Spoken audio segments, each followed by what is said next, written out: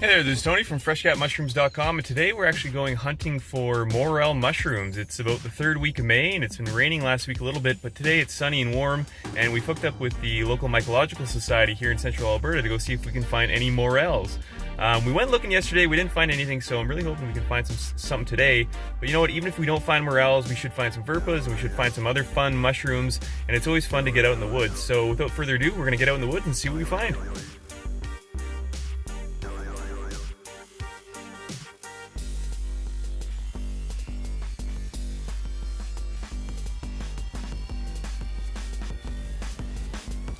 So Morels, although they're really easy to identify, they're pretty hard to see, and that's because they often are hiding under leaves on the ground, or they'll look like pine cones or something else and you won't really pay attention to them. But once you see one, your brain kind of gets an image of it and you'll start to see them everywhere, especially if they are everywhere. So it's just finding that first one that tends to be the hardest. And also, where there's one growing, there's pretty likely to be a bunch more growing. So I haven't seen anything yet, but I'm gonna keep looking.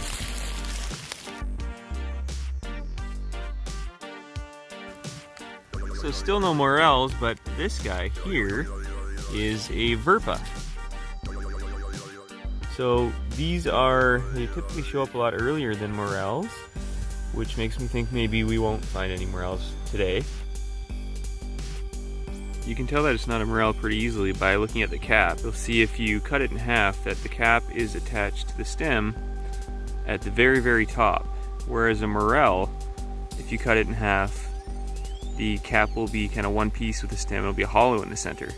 Whereas this, it's only attached right at the very, very top. So Morels generally fruit depending on the temperature of the ground, and around here, from everything that I've read, the Morels will fruit when the ground temperature is anywhere between 8 to 10 degrees Celsius. So some people will actually have a probe that they push into the ground about 6 inches or so to measure the temperature of the soil or the ground. And if it's anywhere between 8 to 10 degrees Celsius, there's a good chance that you might find Morels fruiting.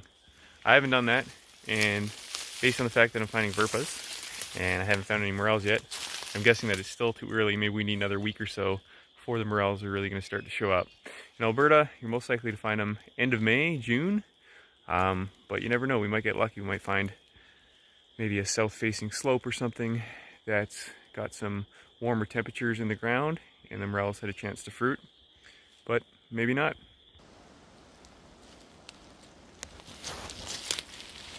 So just when I was about to give up, just when I thought that there's no Morels in the woods right now in Alberta, I finally found one.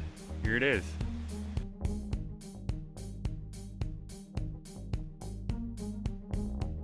And you can see how easy it is to overlook these.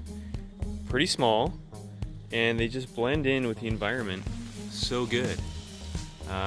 You almost got to get lucky to see them. Now keep in mind that there's lots of different species of Morel, but for now I'm not going to get into the minutiae of all the different species. But when you do find something that you're looking for, it really makes sense to look around the environment where you found it and just take a bunch of notes as far as what kind of trees are growing, obviously what time of year it is, what other stuff is growing around it, if it's growing, on a south-facing slope or a north-facing slope, or what the conditions are like. Just because if you start to keep track of that stuff, it'll make finding that particular mushroom you're looking for much easier to do in the future. So I was finding a bunch of Verpas on north-facing slopes, which makes sense because Verpas tend to fruit a lot earlier here where we are. So I came over to a south-facing slope, and some other people that I was hiking with had found some Morels, and of course here we go. I found my first one on a south-facing slope, which makes sense because the soil temperature would have been a lot warmer, probably in that 8 to 10 degrees Celsius that Morels need to fruit. And here we are, we found one. So I'm gonna harvest this one. Now that I got the image of that Morel in my mind, I'm hoping to find a lot more. But even if I don't, I'm not disappointed because I did find what I was looking for, and it's always a good day to walk around in the forest.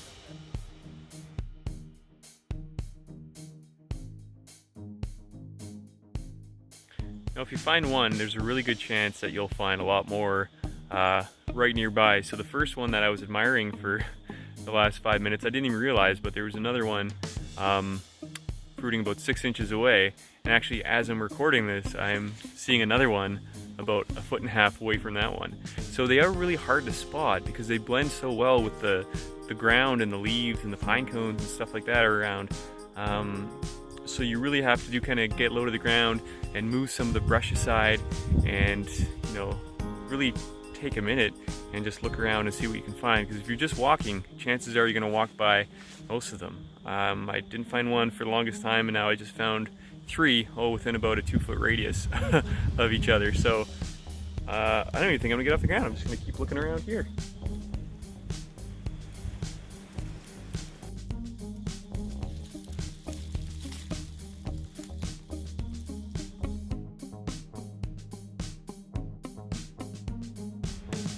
So I think that's it. I found about 5 or 6 morels. Probably not going to find any more, although I'll keep on looking, but still happy about how this turned out. I wasn't sure if we were going to find any at all, and if we found a few, even though it's slim pickings, it's still really great to be out here looking for mushrooms. So if you do get a chance, I highly suggest you head out to your local area, hook up with your local club, and see if you can get out in the spring and go and find some morel mushrooms, because they're not only great to find, they're also absolutely delicious.